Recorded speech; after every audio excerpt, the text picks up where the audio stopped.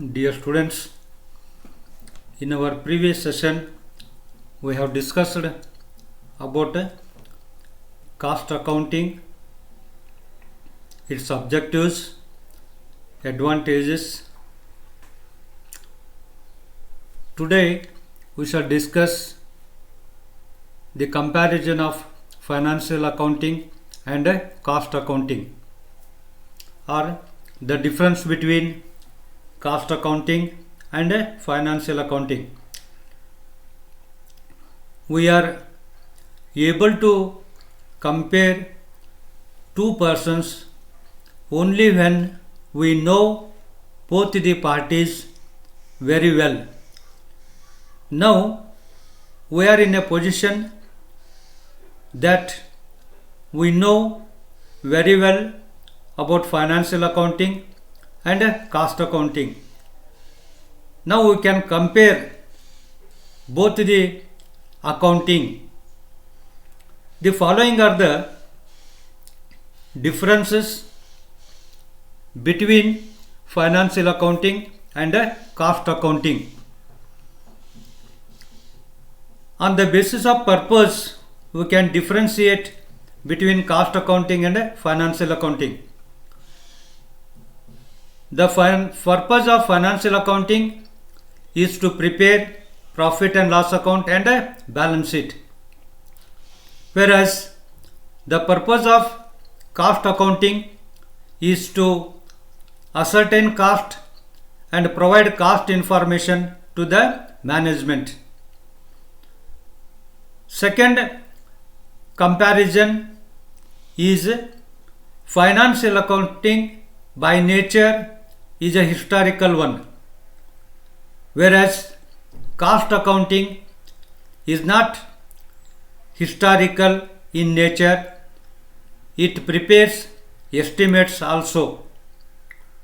And the third difference is that in financial accounting, stock is valued at market price or cost price, whichever is less, whereas in cost accounting always stock is valued at a cost price only. Then financial accounting meets the requirement of Companies Act 1956, whereas cost accounting meets the requirements of management. Financial accounting does not help in controlling the cost, whereas cost accounting, its primary objective is to control the cost. To control the cost, it develops various techniques. And then financial accounting does not help in fixing the prices, whereas cost accounting provides cost information which is necessary for fixing the prices. Then financial accounting does not classify the cost, whereas cost accounting classifies the cost as direct cost, indirect cost, controllable cost and non-controllable cost, fixed cost, variable cost and semi-variable cost. So in this way we can differentiate between financial accounting and cost accounting. In a nutshell, we can say that financial accounting is a locked storehouse of valuable information. It is a storehouse containing valuable information, but the storehouse is locked. When it is locked, whatever information available in the storehouse may not be useful, whereas cost accounting is its key. By applying the key, that is cost accounting, we can use the valuable information stored in the storehouse.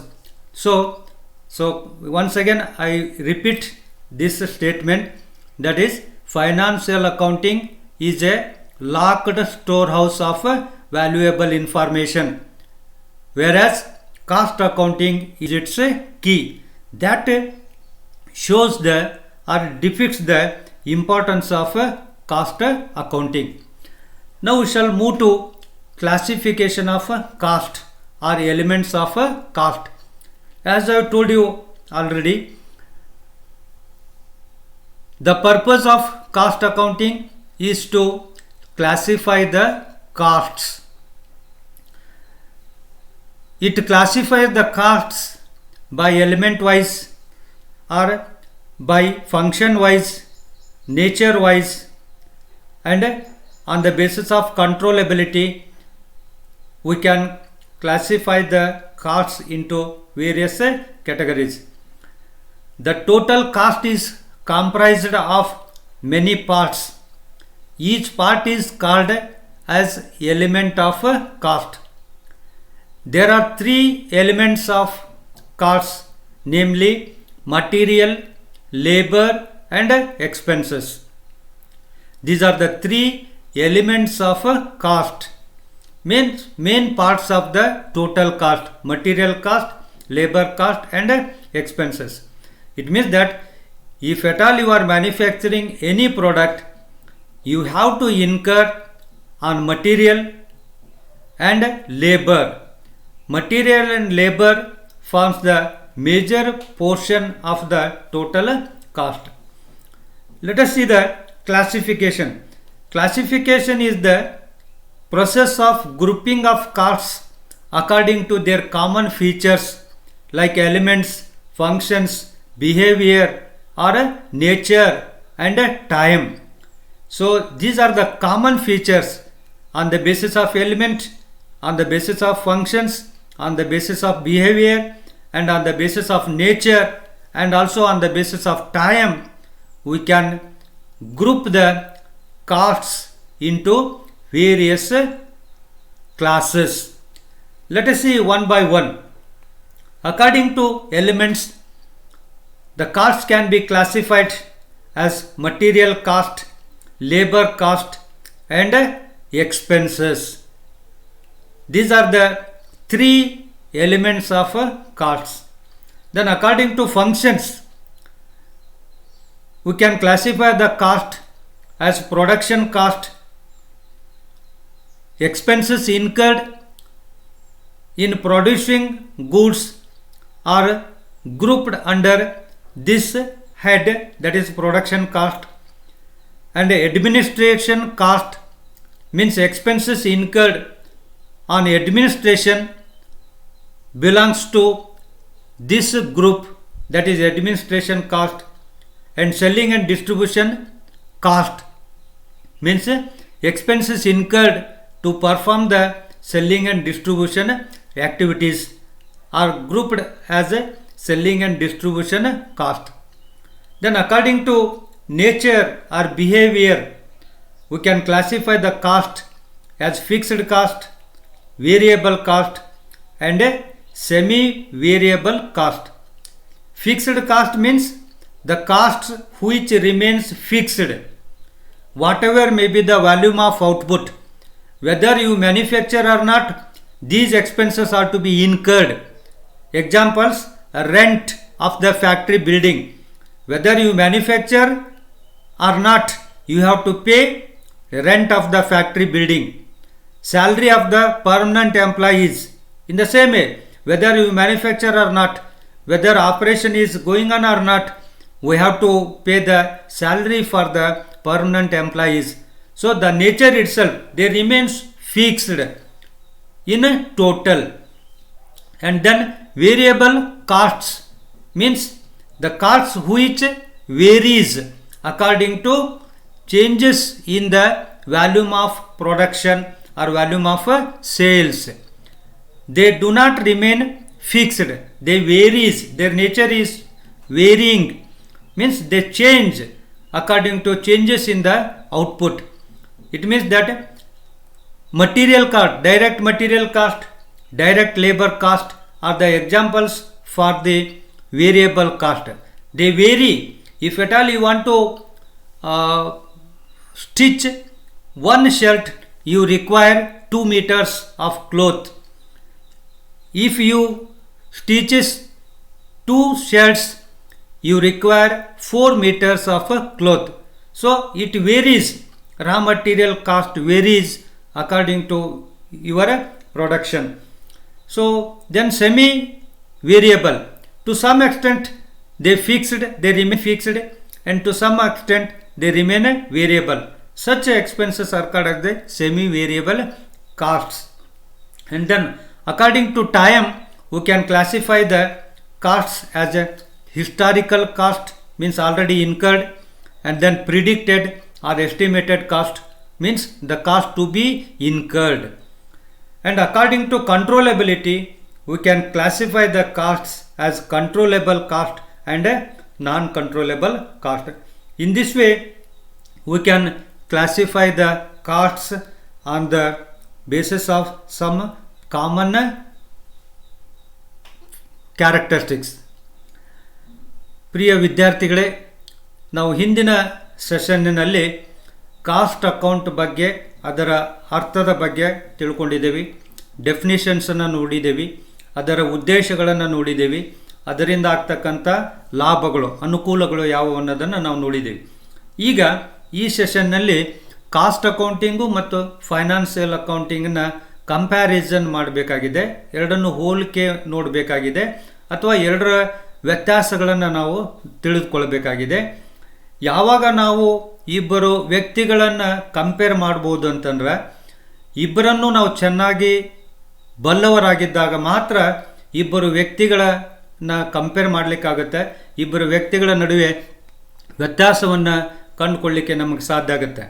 Doctor Rajkumar ಮತ್ತು ವಿಷ್ಣುವರ್ಧನ್ ನಡುವೆ ಏನು ವ್ಯತ್ಯಾಸ ಅಂತ ಕೇಳಿದರೆ ನಮಗೆ ಹೇಳಲಿಕ್ಕೆ ಯಾವಾಗ ಸಾಧ್ಯ ಇದೆ ಅಂತಂದರೆ, ಡಾಕ್ಟರ್ ರಾಜ್ಕುಮಾರ್ನ ಮತ್ತು ಡಾಕ್ಟರ್ ವಿಷ್ಣುವರ್ಧನನ್ನ ಚೆನ್ನಾಗಿ ತಿಳ್ಕೊಂಡಿದ್ದಾಗ ಮಾತ್ರ ಇಬ್ಬರನ್ನು ನಾವು ಕಂಪೇರ್ ಮಾಡಲಿಕ್ಕೆ ಸಾಧ್ಯ ಇದೆ. ಹಾಗಾಗಿ ಈಗಾಗಲೇ ನೀವು ಫೈನಾನ್ಷಿಯಲ್ ಅಕೌಂಟಿಂಗ್ ಓದಿದ್ದೀರಿ. ನಮ್ಮ ಹಿಂದಿನ ಸೆಷನ್ನಲ್ಲಿ ಕಾಸ್ಟ್ ಅಕೌಂಟಿಂಗ್ ಬೇಸಿಕ್ ಆಸ್ಪೆಕ್ಟ್ಸನ್ನೆಲ್ಲ ತಿಳ್ಕೊಂಡಿದ್ದೀವಿ. ಈಗ ನಾವೇನು ಮಾಡ್ಬೋದು ಅಂತಂದ್ರೆ, ಅವೆರಡರ ನಡುವೆ ಕಂಪ್ಯಾರಿಸನ್ ಅಥವಾ ಎರಡರನ್ನು ಕಂಪೇರ್ ಮಾಡ್ಬೋದು, ಅಥವಾ ಎರಡರ ನಡುವೆ ಇರ್ತಕ್ಕಂಥ ವ್ಯತ್ಯಾಸಗಳನ್ನು ನಾವು ತಿಳಿದುಕೊಳ್ಳಲಿಕ್ಕೆ ಸಾಧ್ಯ ಆಗುತ್ತಂತೆ. ಹಾಗಾದರೆ ಈ ಕೆಳಗಿನ ವ್ಯತ್ಯಾಸಗಳನ್ನು ನಾವು ಫೈನಾನ್ಷಿಯಲ್ ಅಕೌಂಟ್ ಮತ್ತು ಕಾಸ್ಟ್ ಅಕೌಂಟಿಂಗ್ನಿಂದ ನೋಡ್ಬೋದು. ಅಂದರೆ ಫೈನಾನ್ಷಿಯಲ್ ಅಕೌಂಟಿಂಗಿನ ಉದ್ದೇಶ ಪ್ರಾಫಿಟ್ ಆ್ಯಂಡ್ ಲಾಸ್ ಅಕೌಂಟ್ ತಯಾರು ಮಾಡೋದಾಗಿದೆ, ಬ್ಯಾಲೆನ್ಸ್ ಶೀಟ್ ತಯಾರು ಮಾಡೋದಾಗಿದೆ. ಅಂದರೆ ಉದ್ದೇಶದ ಆಧಾರದ ಮೇಲೆ ನಾವೆರಡನ್ನೂ ವಿಭಿನ್ನವಾಗಿ ನೋಡ್ಬೋದು. ಹಾಗಾದರೆ ಫೈನಾನ್ಷಿಯಲ್ ಅಕೌಂಟಿಂಗಿನ ಉದ್ದೇಶ ಪ್ರಾಫಿಟ್ ಆ್ಯಂಡ್ ಲಾಸ್ ಅಕೌಂಟ್ ತಯಾರು ಮಾಡೋದು, ಬ್ಯಾಲೆನ್ಸ್ ಶೀಟ್ ತಯಾರು ಮಾಡೋದಾಗಿದೆ. ಅದೇ ರೀತಿ ಕಾಸ್ಟ್ ಅಕೌಂಟಿಂಗಿನ ಉದ್ದೇಶ ಮ್ಯಾನೇಜ್ಮೆಂಟಿಗೆ ಕಾಸ್ಟ್ ಇನ್ಫಾರ್ಮೇಷನನ್ನು ಕೊಡ್ತಕ್ಕಂಥದ್ದಾಗಿದೆ. ನೆಕ್ಸ್ಟು ಅವುಗಳ ಸ್ವಭಾವದ ಮೇಲೆ, ಅವುಗಳ ನೇಚರ್ ಮೇಲೆ ನಾವು ಎರಡನ್ನೂ ಕಂಪೇರ್ ಮಾಡೋದು ಹೀಗೆ ಮಾಡ್ಬೋದು. ಫೈನಾನ್ಷಿಯಲ್ ಅಕೌಂಟಿಂಗು ಹಿಸ್ಟಾರಿಕಲ್ ಆಗಿದೆ, ಅದು ಐತಿಹಾಸಿಕವಾಗಿರ್ತಕ್ಕಂಥದ್ದು. ಅಂದರೆ ಈಗಾಗಲೇ ವ್ಯಯ ಮಾಡಿದಂಥ ವೆಚ್ಚವನ್ನು ಮಾತ್ರ ಅದು ರೆಕಾರ್ಡ್ ಮಾಡಿಕೊಳ್ಳುತ್ತೆ. ಆದರೆ ಕಾಸ್ಟ್ ಅಕೌಂಟಿಂಗು ಹಿಸ್ಟಾರಿಕಲ್ ಆಗಿಲ್ಲ, ಅದು ಎಸ್ಟಿಮೇಟ್ಸನ್ನು ಸಹಿತ ತಯಾರು ಮಾಡ್ತಕ್ಕಂಥದ್ದಾಗಿದೆ ಅಂಥೇಳಿ. ಅದೇ ರೀತಿಯಾಗಿ ಫೈನಾನ್ಷಿಯಲ್ ಅಕೌಂಟಿಂಗ್ನಲ್ಲಿ ಸ್ಟಾಕನ್ನು, ಕ್ಲೋಸಿಂಗ್ ಸ್ಟಾಕನ್ನು ಮಾರ್ಕೆಟ್ ಪ್ರೈಸ್ ಅಥವಾ ಕಾಸ್ಟ್ ಪ್ರೈಸ್ ಇವೆರಡರಲ್ಲಿ ಯಾವುದು ಕಡಿಮೆ ಇದೆಯೋ ಆ ಪ್ರೈಸ್ನಂಗೆ ಅದನ್ನು ವ್ಯಾಲ್ಯೂ ಮಾಡ್ತಾರೆ. ಆದರೆ ಕಾಸ್ಟ್ ಅಕೌಂಟಿಂಗ್ನಲ್ಲಿ ಯಾವಾಗಲೂ ಕ್ಲೋಸಿಂಗ್ ಸ್ಟಾಕನ್ನು ಕಾಸ್ಟ್ ಪ್ರೈಸ್ಗೆ ವ್ಯಾಲ್ಯೂ ಮಾಡ್ತಾರೆ. ಮತ್ತು ಈ ಫೈನಾನ್ಷಿಯಲ್ ಅಕೌಂಟಿಂಗು ಕಂಪ್ನೀಸ್ ಆ್ಯಕ್ಟಿನ ಒಂದು ಫುಲ್ಫಿಲ್ ಮಾಡಲಿಕ್ಕೆ ಇದನ್ನು ತಯಾರು ಮಾಡ್ತಾರೆ ಅಥವಾ ಇದನ್ನು ಬಳಸ್ತಾರೆ ಅಂಥೇಳಿ. ಆದರೆ ಕಾಸ್ಟ್ ಅಕೌಂಟಿಂಗು ಮ್ಯಾನೇಜ್ಮೆಂಟಿನ ಅವಶ್ಯಕತೆಗಳನ್ನು, ಮ್ಯಾನೇಜ್ಮೆಂಟಿಗೋಸ್ಕರ ಇದು ತಯಾರು ಮಾಡಲಾಗ್ತದೆ ಅಂಥೇಳಿ ಹೇಳ್ಬೋದು. ಅದೇ ರೀತಿಯಾಗಿ ಫೈನಾನ್ಷಿಯಲ್ ಅಕೌಂಟಿಂಗ್ನಲ್ಲಿ ಕಾಸ್ಟ್ ಕಂಟ್ರೋಲನ್ನು ಮಾಡಲಿಕ್ಕೆ ಯಾವುದೇ ಅವಕಾಶ ಇಲ್ಲ ಅಥವಾ ಟೆಕ್ನಿಕ್ಸನ್ನು ಅದು ಹೇಳ್ಕೊಡೋದಿಲ್ಲ. ಆದರೆ ಕಾಸ್ಟ್ ಅಕೌಂಟಿಂಗ್ನ ಪ್ರಮುಖ ಉದ್ದೇಶ ಕಾಸ್ಟನ್ನು ಕಂಟ್ರೋಲ್ ಮಾಡೋದಾಗಿದೆ. ಅನೇಕ ತಂತ್ರಗಳನ್ನು ಅಥವಾ ಅನೇಕ ವಿಧಗಳನ್ನು ಬಳಸಿ ಕಾಸ್ಟ್ ಅಕೌಂಟಿಂಗು ಕಾಸ್ಟನ್ನು ಕಂಟ್ರೋಲ್ ಮಾಡುತ್ತೆ. ಸೊ ಮತ್ತೊಂದು ಎರಡರ ನಡುವೆ ಇರ್ತಕ್ಕಂಥ ವ್ಯತ್ಯಾಸ ಯಾವುದು ಅಂತಂದರೆ, financial accounting does not helps in fixing prices. ಅಂದರೆ ಬೆಲೆಗಳನ್ನು ನಿರ್ಧಾರ ಮಾಡುವಲ್ಲಿ, ಬೆಲೆಗಳನ್ನು ಫಿಕ್ಸ್ ಮಾಡುವಾಗ ಫೈನಾನ್ಷಿಯಲ್ ಅಕೌಂಟಿಂಗ್ನ ಇನ್ಫಾರ್ಮೇಷನ್ನು ಸಫಿಷಿಯೆಂಟ್ ಆಗೋದಿಲ್ಲ. ಅಂದರೆ ನಾವು ಬೆಲೆಗಳನ್ನು ನಿರ್ಧಾರ ಮಾಡಬೇಕು ಅಂತಂದರೆ ನಮಗೆ ಕಾಸ್ಟ್ ಎಷ್ಟು ಅನ್ನೋದು ಗೊತ್ತಿರಬೇಕು. ಯಾಕಂದರೆ ಪ್ರೈಸ್, ಈಗಾಗಲೇ ನಾನು ಹೇಳಿದಾಗೆ price is the product of cost and profit. So ಹಾಗಾಗಿ ಕಾಸ್ಟ್ ಗೊತ್ತಿಲ್ಲದೇ ನಾವು ಪ್ರೈಸನ್ನು ಫಿಕ್ಸ್ ಮಾಡಲಿಕ್ಕೆ ಬರೋದಿಲ್ಲ. ಸೊ ಫೈನಾನ್ಷಿಯಲ್ ಅಕೌಂಟಿಂಗು ಪ್ರೈಸನ್ನು ಫಿಕ್ಸ್ ಮಾಡಲಿಕ್ಕೆ ಸಹಾಯ ಮಾಡೋದಿಲ್ಲ. ಆದರೆ ಕಾಸ್ಟ್ ಅಕೌಂಟಿಂಗು ಕಾಸ್ಟ್ ಇನ್ಫಾರ್ಮೇಷನನ್ನು ಪ್ರೊವೈಡ್ ಮಾಡಿ ಬೆಲೆಗಳನ್ನು ನಿರ್ಧರಿಸಲಿಕ್ಕೆ ಸಹಾಯ ಮಾಡುತ್ತೆ ಅಂತೇಳಿ ಹೇಳ್ಬೋದು. ಅದೇ ರೀತಿಯಾಗಿ ಫೈನಾನ್ಷಿಯಲ್ ಅಕೌಂಟಿಂಗ್ನಲ್ಲಿ ಕಾಸ್ಟ್ಗಳನ್ನು ವಿಂಗಡಿಸೋದಿಲ್ಲ. ಅಂದರೆ direct cost, indirect cost, controllable, non controllable, fixed, variable, ಈ ರೀತಿ ಯಾವುದೇ ಕ್ಲಾಸಿಫಿಕೇಷನನ್ನು ಅದು ಮಾಡೋದಿಲ್ಲ ಫೈನಾನ್ಷಿಯಲ್ ಅಕೌಂಟಿಂಗು. ಆದರೆ ಕಾಸ್ಟ್ ಅಕೌಂಟಿಂಗು ಕಾಸ್ಟ್ಗಳನ್ನು ಕ್ಲಾಸಿಫೈ ಮಾಡುತ್ತೆ as direct cost or indirect cost, as controllable, non controllable, fixed and variable. ಈ ರೀತಿಯಾಗಿ ಎರಡರ ನಡುವೆ ವ್ಯತ್ಯಾಸಗಳನ್ನು ನಾವು ತಿಳಿದುಕೊಳ್ಬೋದು. Then we shall study the classification of cost. ಅಂದರೆ ಕಾಸ್ಟ್ಗಳ ವಿಂಗಡಣೆ ಅಥವಾ ಕಾಸ್ಟ್ಗಳಲ್ಲಿ ವರ್ಗಗಳು ಯಾವ್ಯಾವು ಅಂಥೇಳಿ. ಸೊ ಒಟ್ಟು ವೆಚ್ಚ ಅನೇಕ ಭಾಗಗಳನ್ನು ಒಳಗೊಂಡಿರುತ್ತೆ. ಪ್ರಮುಖ ಭಾಗಗಳು ಯಾವುವು ಅಂತಂದ್ರೆ ಮಟೀರಿಯಲ್ ವೆಚ್ಚ ಮತ್ತು ಕಚ್ಚಾ ವಸ್ತುವಿನ ವೆಚ್ಚ, ಅದೇ ಲೇಬರರ್ಸ್ ಕೂಲಿ ವೆಚ್ಚ ಮತ್ತು ಎಕ್ಸ್ಪೆನ್ಸಸ್ ಅಂತ ಕರಿತೀವಿ. ಸೊ ಈ ರೀತಿ ಮೂರು ಭಾಗವಾಗಿ ಮಟೀರಿಯಲ್, ಲೇಬರ್ ಆ್ಯಂಡ್ ಎಕ್ಸ್ಪೆನ್ಸಸ್ ಅಂತೇಳಿ ಮೂರು ಪ್ರಮುಖ ಅಂಗಗಳನ್ನು ಒಟ್ಟು ವೆಚ್ಚ ಒಳಗೊಂಡಿರುತ್ತೆ ಅಂತೇಳಿ ಹೇಳ್ಬೋದು.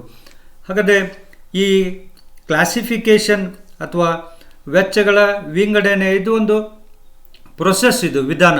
ಅಂದರೆ ವೆಚ್ಚಗಳನ್ನು ಗುಂಪು ಮಾಡ್ತಕ್ಕಂಥದ್ದು ಅವುಗಳ ಒಂದು ಸಾಮಾನ್ಯ ಲಕ್ಷಣಗಳ ಮೇಲೆ, ಉದಾಹರಣೆಗೆ ಎಲಿಮೆಂಟ್ಸಿನ ಆಧಾರದ ಮೇಲೆ, ಕಾರ್ಯಗಳ ಆಧಾರದ ಮೇಲೆ, ಅವುಗಳ ಸ್ವಭಾವದ ಆಧಾರದ ಮೇಲೆ ಮತ್ತು ವೇಳೆಯ ಆಧಾರದಲ್ಲಿ ವೆಚ್ಚಗಳನ್ನು ವಿವಿಧ ಗುಂಪುಗಳಾಗಿ ಮಾಡ್ತಕ್ಕಂಥ ಒಂದು ಪ್ರಕ್ರಿಯೆಗೆ ನಾವು ಕ್ಲಾಸಿಫಿಕೇಷನ್ ಅಂತೇಳಿ ಕರಿತೇವೆ. ಹಾಗಾದರೆ ಎಲಿಮೆಂಟ್ಸ್ ವೈಸು ಯಾವ ರೀತಿ, ಅಂಗಗಳ ವೈಸು ನಾವು ಯಾವ ರೀತಿ ವೆಚ್ಚಗಳನ್ನು ವಿಂಗಡಿಸ್ಬೋದು ಅಂತಂದರೆ, ಈಗಾಗಲೇ ಹೇಳಿದಂಗೆ ಎಲಿಮೆಂಟ್ಸ್ ವೈಸು ಮೂರು ಭಾಗಗಳಾಗಿ ನಾವು ವೆಚ್ಚವನ್ನು ವಿಂಗಡಿಸ್ಬೋದು. ಒಂದು ಮಟೀರಿಯಲ್ ಕಾಸ್ಟ್, ಇನ್ನೊಂದು labour cost and then expenses ಅಂತೇಳಿ. ಈ ರೀತಿ ಎಲಿಮೆಂಟ್ಸ್ ವೈಸು ಈ ಮೂರು ವಿಧದಲ್ಲಿ ವೆಚ್ಚಗಳನ್ನು ನಾವು ವಿಂಗಡಿಸ್ಬೋದು. ಅದೇ ರೀತಿ ಅವುಗಳ ವೈಖರಿಯ ಮೇಲೆ, ಕಾರ್ಯಗಳ ವಿಧಾನದ ಮೇಲೆ ನಾವು ವೆಚ್ಚಗಳನ್ನು ಪ್ರೊಡಕ್ಷನ್ ಕಾಸ್ಟ್ ಅಂತೇಳಿ, ಉತ್ಪಾದನಾ ವೆಚ್ಚ ಅಂತೇಳಿ ಒಂದು ವರ್ಗವನ್ನು ಮಾಡ್ತೀವಿ. ಅದೇ ರೀತಿಯಾಗಿ ಅಡ್ಮಿನಿಸ್ಟ್ರೇಟಿವ್, ಆಡಳಿತಾತ್ಮಕ ವೆಚ್ಚ ಅಂಥೇಳಿ ನಾವು ವಿಂಗಡಿಸ್ಬೋದು. ಮತ್ತು ಸೆಲ್ಲಿಂಗ್ ಆ್ಯಂಡ್ ಡಿಸ್ಟ್ರಿಬ್ಯೂಷನ್, ಮಾರಾಟ ಮತ್ತು ಹಂಚುವಿಕೆಯ ವೆಚ್ಚಗಳು ಅಂಥೇಳಿ. ಅಂದರೆ ಅವುಗಳ ಕಾರ್ಯದ ಮೇಲೆ, ಈಗ ಉತ್ಪಾದನಾ ಕಾರ್ಯ ನಡೀತಾ ಇತ್ತು ಅಂತಂದರೆ ಉತ್ಪಾದನಾ ಕಾರ್ಯವನ್ನು ಮಾಡುವಾಗ ಯಾವೆಲ್ಲ ವೆಚ್ಚಗಳನ್ನು ನಾವು ವ್ಯಯ ಮಾಡ್ತೇವೋ ಅವೆಲ್ಲ ವೆಚ್ಚಗಳನ್ನು ನಾವು ಪ್ರೊಡಕ್ಷನ್ ಕಾಸ್ಟ್ ಅಂತೇಳಿ ಕರಿತೀವಿ. ಆನಂತರ ಆಡಳಿತವನ್ನು ಮಾಡಲಿಕ್ಕೆ ಏನು ವೆಚ್ಚಗಳನ್ನು ಮಾಡ್ತೀವಲ್ಲ ನಾವು, ಸ್ಯಾಲ್ರಿ ಆಗಿರ್ಬೋದು, ಆಫೀಸ್ ರೆಂಟ್ ಆಗಿರ್ಬೋದು, ಆಫೀಸ್ ಲೈಟಿಂಗ್ ಆಗಿರ್ಬೋದು, ಇವೆಲ್ಲವನ್ನು ಸಹಿತ ನಾವು ಅಡ್ಮಿನಿಸ್ಟ್ರೇಟಿವ್ ಕಾಸ್ಟ್ ಅಂತೇಳಿ ನಾವು ವಿಂಗಡಿಸ್ತೀವಿ. ಅದೇ ರೀತಿಯಾಗಿ ಉತ್ಪಾದನೆ ಮಾಡಿದ ಮೇಲೆ ಪ್ರಮುಖವಾಗಿ ಕಾರ್ಯ ಮಾಡಬೇಕಾಗಿರೋದು ವಸ್ತುಗಳನ್ನು ಮಾರಾಟ ಮಾಡೋದು, ಅವುಗಳನ್ನು ಹಂಚಿಕೆ ಮಾಡ್ತಕ್ಕಂಥದ್ದು. ಹಾಗಾದರೆ ವಸ್ತುಗಳನ್ನು ಮಾರಾಟ ಮಾಡುವಾಗ ನಾವು ಜಾಹೀರಾತನ್ನು ನೀಡಬೇಕಾಗತ್ತೆ ಅಥವಾ ಕ್ಯಾರೇಜ್ ಔಟ್ವರ್ಡ್ಸ್ ಅಂತೇಳಿ ಬರುತ್ತೆ. ಆನಂತರ ಇವೆಲ್ಲ ಡಿಸ್ಟ್ರಿಬ್ಯೂಷನ್ ಎಕ್ಸ್ಪೆನ್ಸಸ್ ಅಂತ ಬರ್ತವೆ. ಇವೆಲ್ಲ ವೆಚ್ಚಗಳನ್ನು ನಾವು ಸೆಲ್ಲಿಂಗ್ ಆ್ಯಂಡ್ ಡಿಸ್ಟ್ರಿಬ್ಯೂಷನ್ ಕಾಸ್ಟ್ನಲ್ಲಿ ಸೇರಿಸ್ಬೋದು. ಹೀಗೆ ಕಾರ್ಯವಿಧಾನದ ಮೇಲೆ ಮೂರು ವಿಭಾಗಗಳಾಗಿ production cost, administration cost and selling and distribution cost ಅಂತೇಳಿ ವಿಂಗಡಿಸ್ಬೋದು. ಅದೇ ರೀತಿ ಅಕಾರ್ಡಿಂಗ್ ಟು ನೇಚರ್ ಅಥವಾ ಬಿಹೇವಿಯರ್, ಅಂದರೆ ಅವುಗಳ ಸ್ವಭಾವದ ಮೇಲೆ ನಾವು ಮೂರು ವಿಧದಲ್ಲಿ ವೆಚ್ಚಗಳನ್ನು ವಿಂಗಡಿಸ್ಬೋದು. ಅದು ಯಾವುದಂತಂದ್ರೆ ಫಿಕ್ಸ್ಡ್ ಕಾಸ್ಟ್, ಸ್ಥಿರ ವೆಚ್ಚಗಳು, ವೇರಿಯಬಲ್ ಸ್ಥಿರ ವೆಚ್ಚಗಳು ಮತ್ತು ಚರ ವೆಚ್ಚಗಳು ಅಂಥೇಳಿ, ಮತ್ತು ಅರೆ ಸ್ಥಿರ ವೆಚ್ಚಗಳು ಅಂಥೇಳಿ, semi fixed and semi variable ಅಂಥೇಳಿ. ಅಂದರೆ ಸ್ಥಿರ ವೆಚ್ಚಗಳು ಅಂತಂದರೆ ಹೆಸರೇ ಸೂಚಿಸುವ ಹಾಗೆ ಇವುಗಳು ಸ್ಥಿರವಾಗಿರ್ತವೆ. ನಾವು ಉತ್ಪಾದನೆ ಮಾಡದೇ ಇರಲಿ ಈ ವೆಚ್ಚಗಳನ್ನು ನಾವು ವ್ಯಯಿಸಲೇಬೇಕು. ಉದಾಹರಣೆಗೆ rent of the factory building, salary of the permanent employee. ನಾವು ಉತ್ಪಾದನೆ ಮಾಡಿಲ್ಲ ಅಂಥೇಳಿ ಫ್ಯಾಕ್ಟ್ರಿ ರೆಂಟನ್ನು ಕೊಡೋಕ್ಕೆ ಆಗೋದಿಲ್ಲ ಅಂತ ಹೇಳಕ್ಕೆ ಬರೋದಿಲ್ಲ. ಅದು ಉತ್ಪಾದನೆ ಮಾಡದೇ ಇರಲಿ ಈ ವೆಚ್ಚವನ್ನು ನಾವು ಮಾಡಲೇಬೇಕು. ಅಂಥ ವೆಚ್ಚಗಳನ್ನು ನಾವು ಸ್ಥಿರ ವೆಚ್ಚಗಳಂತೆ, ಅವು ಯಾವಾಗಲೂ ಸ್ಥಿರವಾಗಿರ್ತವೆ, ಅವು ವೇರಿಯಬಲ್ ಅಲ್ಲ ಅಂತೇಳಿ ಹೇಳ್ಬೋದು. ಅದೇ ರೀತಿ ಚರ ವಸ್ತುಗಳಂತಂದ್ರೆ ಇವು ಬದಲಾವಣೆ ಆಗ್ತಕ್ಕಂಥ ವೆಚ್ಚಗಳು, ಉತ್ಪಾದನೆಗೆ ಅನುಗುಣವಾಗಿ ಅಥವಾ ಸೇಲ್ಸ್ಗೆ ಅನುಗುಣವಾಗಿ ಬದಲಾವಣೆ ಹೊಂದತಕ್ಕಂಥ ವೆಚ್ಚಗಳನ್ನು ವೇರಿಯೇಬಲ್ ಕಾಸ್ಟ್ ಅಂತೇಳಿ ನಾವು ಕರಿತೀವಿ. ಉದಾಹರಣೆಗೆ ಡೈರೆಕ್ಟ್ ಮಟೀರಿಯಲ್ ಕಾಸ್ಟ್ ಆಗಿರ್ಬೋದು, ಡೈರೆಕ್ಟ್ ಲೇಬರ್ ಕಾಸ್ಟ್ ಆಗಿರ್ಬೋದು, ಇವೆಲ್ಲ ಏನಾಗ್ತವೆ ಅಂತಂದ್ರೆ ಬದಲಾವಣೆ ಹೊಂದತಕ್ಕಂಥದ್ದು. ಉದಾಹರಣೆಗೆ ನೀವೀಗ ಒಂದು ಶರ್ಟನ್ನು ಮ್ಯಾನುಫ್ಯಾಕ್ಚರ್ ಮಾಡಬೇಕಾಗಿತ್ತು ಅಂತಂದರೆ 2 ಮೀಟರ್ ಬಟ್ಟೆ ಬೇಕಾಗುತ್ತೆ. ಅದೇ ನೀವು 2 ಶರ್ಟನ್ನು ಮ್ಯಾನುಫ್ಯಾಕ್ಚರ್ ಮಾಡಬೇಕಂದ್ರೆ 4 ಮೀಟರ್ ಬಟ್ಟೆ ಬೇಕಾಗುತ್ತೆ. ಹಾಗಾದರೆ ಮಟೀರಿಯಲ್ ಕಾಸ್ಟ್ ಏನಾಗುತ್ತೆ ಅಂತಂದ್ರೆ ಬದಲಾವಣೆ ಹೊಂದತಕ್ಕಂಥ, ನಿಮ್ಮ ಉತ್ಪಾದನೆಗೆ ಅನುಗುಣವಾಗಿ ಬದಲಾವಣೆ ಹೊಂದತಕ್ಕಂಥ ಸ್ವಭಾವವನ್ನು ಹೊಂದಿದಂಥ ವೆಚ್ಚಗಳಿಗೆ ನಾವು ವೇರಿಯೇಬಲ್ ಅಂತ ಕರಿತೀವಿ. ನೆಕ್ಸ್ಟು ಇನ್ನು ಸೆಮಿ ವೇರಿಯೇಬಲ್ ಸೆಮಿ ಫಿಕ್ಸ್ಡ್ ಅಂತಂದರೆ ಸ್ವಲ್ಪ ಮಟ್ಟಿಗೆ ಅವು ಫಿಕ್ಸ್ಡ್ ಆಗಿರ್ತವೆ ಮತ್ತು ಸ್ವಲ್ಪ ಮಟ್ಟಿಗೆ ಅವು ವೇರಿಯೇಬಲ್ ಆಗಿರ್ತವೆ. ಅಂಥ ವೆಚ್ಚಗಳನ್ನು ನಾವು ಸೆಮಿ ವೇರಿಯೇಬಲ್ ಎಕ್ಸ್ಪೆನ್ಸಸ್ ಅಂತೇಳಿ ಕರಿತೇವೆ ಅಥವಾ ಕಾಸ್ಟ್ಸ್ ಅಂತ ಕರಿತೀವಿ. ನೆಕ್ಸ್ಟು ವೇಳೆಗೆ ಅನುಗುಣವಾಗಿ ವೆಚ್ಚಗಳನ್ನು ನಾವು 2 ವಿಧದಲ್ಲಿ ವಿಂಗಡಿಸ್ಬೋದು. ಒಂದು historical cost and another one is A predicted cost, ಅಂದರೆ ಐತಿಹಾಸಿಕ ವೆಚ್ಚಗಳು ಮತ್ತು ಭಾವಿ ವೆಚ್ಚಗಳು ಅಂತೇಳಿ ಎಸ್ಟಿಮೇಟೆಡ್ ಕಾಸ್ಟ್ ಅಂತೇಳಿ ವಿಂಗಡಿಸ್ಬೋದು. ದೆನ್ ಅಕಾರ್ಡಿಂಗ್ ಟು ಕಂಟ್ರೋಲಬಿಲಿಟಿ, ನಿಯಂತ್ರಣ ಮಾಡ್ತಕ್ಕಂಥ ಆಧಾರದ ಮೇಲೆ ವೆಚ್ಚಗಳನ್ನು 2 ವಿಧದಲ್ಲಿ ನಾವು ವಿಂಗಡಿಸ್ತೇವೆ. ಒಂದು controllable cost and non controllable. Controllable ಅಂತಂದ್ರೆ ನಿಯಂತ್ರಣ ಮಾಡಲಿಕ್ಕೆ ಸಾಧ್ಯ ಇರತಕ್ಕಂಥ ವೆಚ್ಚಗಳು. ದೆನ್ ನಾನ್ ಕಂಟ್ರೋಲೇಬಲ್ ಅಂತಂದ್ರೆ ಕಂಟ್ರೋಲ್ ಮಾಡಲಿಕ್ಕೆ ಆಗದೇ ಇರತಕ್ಕಂಥ ವೆಚ್ಚಗಳು. ಈ ಫಿಕ್ಸ್ಡ್ ಕಾಸ್ಟ್ ಎಲ್ಲ ನಾನ್ ಆಗ್ತವೆ. ಆದರೆ ವೇರಿಯೇಬಲ್ ಕಾಸ್ಟ್ಗಳನ್ನು ಕಂಟ್ರೋಲ್ ಮಾಡ್ಬೋದು ಅಂತೇಳಿ. ಮಟೀರಿಯಲ್ ಕಾಸ್ಟನ್ನು ಕಂಟ್ರೋಲ್ ಮಾಡ್ಬೋದು, ಅವುಗಳ ಮೇಲೆ ಜಾಗ್ರತೆಯನ್ನು ವಹಿಸಿ ವೆಚ್ಚಗಳನ್ನು ನಾವು ಕಂಟ್ರೋಲ್ ಮಾಡ್ತಕ್ಕಂಥ ಸಾಧ್ಯತೆ ಇದೆ. ಹೀಗೆ ಕಾಸ್ಟ್ಗಳನ್ನು element wise, function wise, nature wise, time wise, controllability wise ಈ ರೀತಿಯಾಗಿ ನಾವು ವಿಂಗಡಣೆಯನ್ನು ಮಾಡ್ಬೋದು. Yes, on the basis of classification of cost, now we shall move to the preparation of cost sheet or statement of a cost. Cost sheet is a sheet or it is a list of costs. It comprises various components. It is prepared to know the total costs and it helps in fixing the prices. Sorry.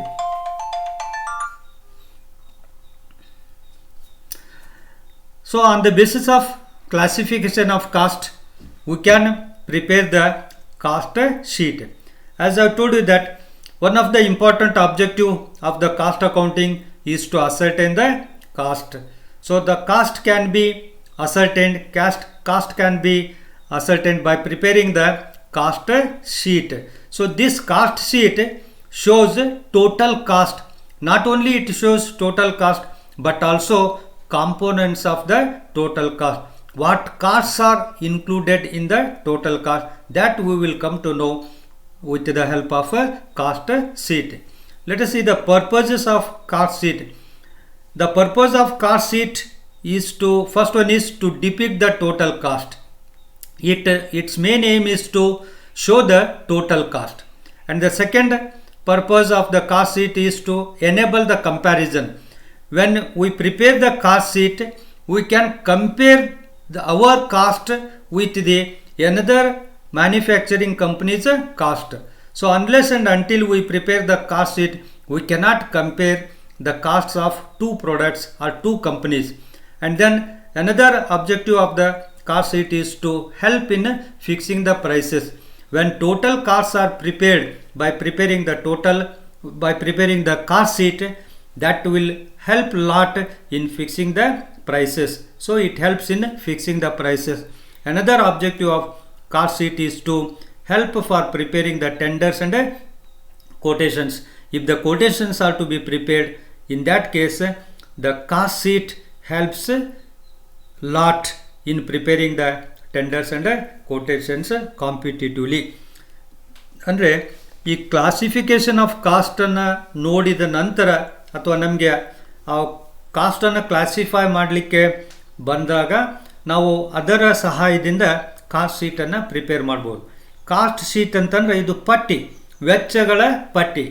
ಈ ವೆಚ್ಚಗಳ ಪಟ್ಟಿ ಏನು ತೋರಿಸುತ್ತೆ ಅಂತಂದ್ರೆ ಒಟ್ಟು ವೆಚ್ಚ, ಒಂದು ವಸ್ತುವಿನ ಉತ್ಪಾದನೆಯ ಒಟ್ಟು ವೆಚ್ಚ ಅಥವಾ ಮಾರಾಟ ಮಾಡೋ ಹಂತದವರೆಗೂ ಎಷ್ಟು ವೆಚ್ಚ ತಗಲಿದೆ ಅಂತಕ್ಕಂಥದ್ದನ್ನು ತೋರಿಸ್ತಕ್ಕಂಥದ್ದು ಕಾಸ್ಟ್ ಶೀಟು. ಬರೀ ಒಟ್ಟು ವೆಚ್ಚವನ್ನು ಅಷ್ಟೇ ತೋರಿಸೋದಿಲ್ಲ ಇದು, ಮತ್ತು ಅದರಲ್ಲಿ ಒಳಗೊಂಡಿರ್ತಕ್ಕಂಥ ಅಂಗಗಳು, ಕಾಂಪೋನೆಂಟ್ಸ್ ಅಂತ ಕರಿತೀವಲ್ಲ, ಅಂದರೆ ಮಟೀರಿಯಲ್ ಕಾಸ್ಟ್ ಎಷ್ಟಿದೆ, ಲೇಬರ್ ಕಾಸ್ಟ್ ಎಷ್ಟಿದೆ, ಫ್ಯಾಕ್ಟ್ರಿ ಕಾಸ್ಟ್ ಎಷ್ಟಿದೆ, ಆಫೀಸ್ ಕಾಸ್ಟ್ ಎಷ್ಟಿದೆ, ಇವೆಲ್ಲವನ್ನು ತೋರಿಸ್ತಕ್ಕಂಥದ್ದು ಕಾಸ್ಟ್ ಶೀಟ್ ಅಂತೇಳಿ ಹೇಳ್ಬೋದು. ಹಾಗಾದರೆ ಇದನ್ನು ಪ್ರಿಪೇರ್ ಮಾಡ್ತಕ್ಕಂಥ ಉದ್ದೇಶ ಏನಂತಂದ್ರೆ ಟೋಟಲ್ ಕಾಸ್ಟನ್ನು ಕಂಡುಹಿಡಲಿಕ್ಕೆ ಮತ್ತು ಬೆಲೆಗಳನ್ನು ಫಿಕ್ಸ್ ಮಾಡಲಿಕ್ಕೆ ಇದನ್ನು ತಯಾರು ಮಾಡ್ತಾರೆ ಅಂತೇಳಿ ಹೇಳ್ಬೋದು.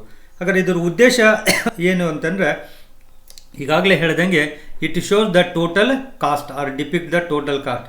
ಇದು ಒಟ್ಟು ವೆಚ್ಚವನ್ನು ತೋರಿಸ್ತಕ್ಕಂಥ ಉದ್ದೇಶ ಇದರದಾಗಿದೆ. ಮತ್ತು ಯಾವಾಗ ನಾವು ವೆಚ್ಚಗಳನ್ನು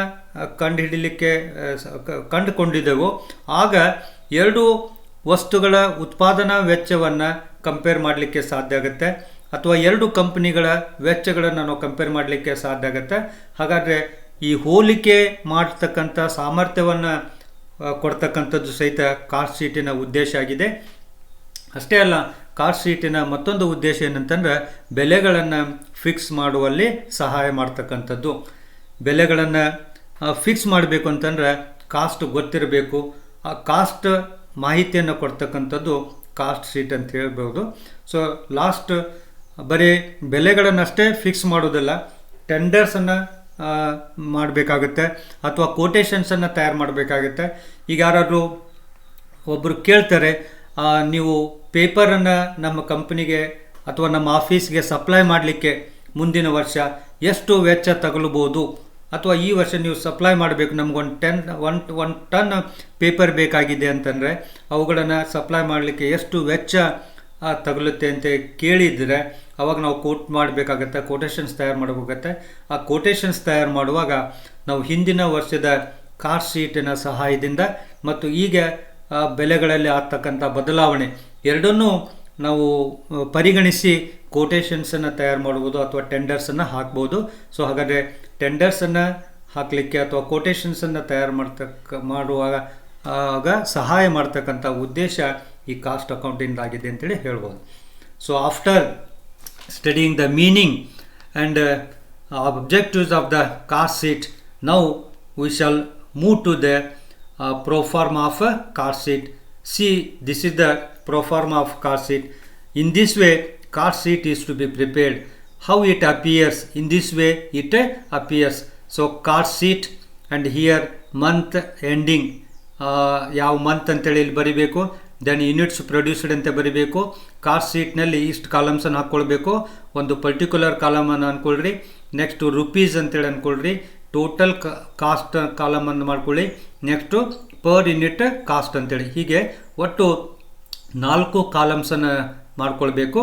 ಅದರಲ್ಲಿ ಫಸ್ಟು ಡೈರೆಕ್ಟ್ ಮಟೀರಿಯಲ್ ಅಂಥೇಳಿ ಅಥವಾ ಮಟೀರಿಯಲ್ಸ್ ಕನ್ಸ್ಯೂಮ್ಡ್ ಅಂಥೇಳಿ ನಾವು ಕ್ಯಾಲ್ಕುಲೇಷನ್ ಮಾಡಬೇಕಾಗತ್ತೆ.